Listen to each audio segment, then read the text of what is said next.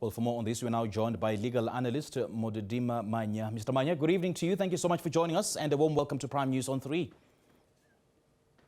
Good evening, and good evening to your viewers.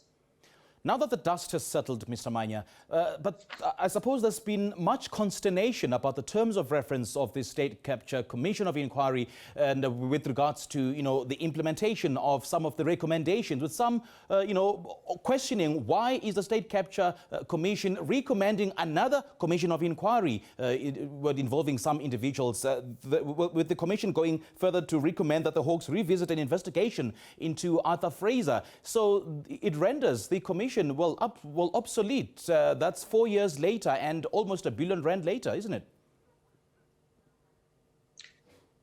Look, the same argument was made, and I must start by thanking the native who caused all the trouble, Professor Tulima Donzela, for her bravery, resilience, and loyalty to this nation.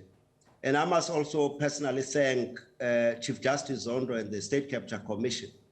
As I said, when the public protector then made this remedial action, there were this type of argument to say, well, you should have just actually investigated and made a finding instead of recommending a commission of inquiry.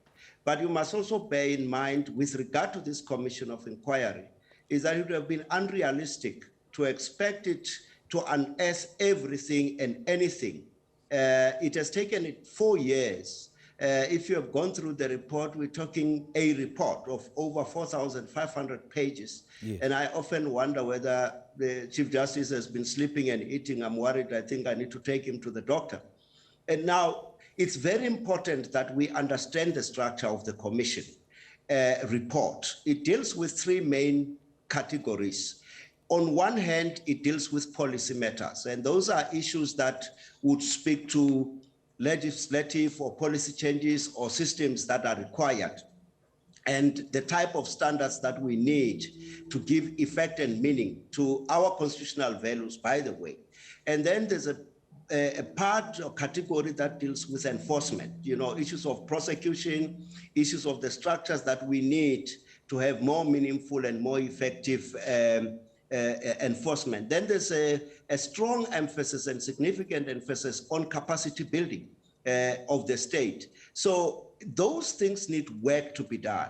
But you must bear in mind that we already have a constitutional and legal framework in place. We have got the National Prosecuting Authority, we have got the police and all these kind of things. And there might be things which need further investigation outside of those structures. So I don't think it's unreasonable for the commission to have made that kind of recommendation. Never mind the fact that it's not binding. So it's not as if there must be another commission of inquiry. That is what, in their opinion, is one of the things that must be considered. Well, the Chief Justice, Raymond Zondo, also found that President Cyril Ramaphosa preferred to look the other way at the early stages of the so-called state capture when he still served under Zuma, under former President Jacob Zuma as his deputy. And at some instance, he actually said the Zuma years were 9 wasted years. But then he failed to discharge his responsibility as a responsible citizen and as a public office bearer to call out against wrongdoing within the party and within government. So what could possibly be the punitive measures against President Ramaphosa for having failed to discharge such a very important responsibility? Well, I think if you look at the report in its totality, and I think let's go back to one of the primary accusations that this report or this commission was targeted at former President Zuma, then you will see that the report doesn't have any holy cows, and hence the findings that were made against President Ramaphosa. Now, the bottom line in this equation is that where there's a finding and an adverse finding, there must be some or other form of consequence. Of course, the body that must effect that consequence will have to weigh what kind of options are available. The finding against President Ramaphosa is not surprising, because in any event, he works within a structure which is his political party, which itself has been found to have not been helpful in what has been happening.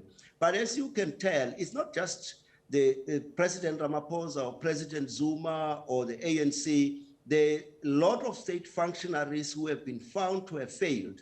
There's a lot of private sector entities that have been found. I mean, there are two banks which are mentioned by name, which deserve further investigation. Now, the question that I think we should be posing is whether we see this report in the negative or we see it in the positive. I see it in the positive as a rebirth and reaffirmation of our constitutional democracy. And I think, for instance, if Parliament has to act against President Ramaphosa, it is fairly within its powers to do so, and they must act without fear or favor, in as much as he must also act against anybody who falls under his authority. And it remains to be seen whether he will act indeed. Thank you so much for joining us, Mr. Mannya. Do appreciate your time.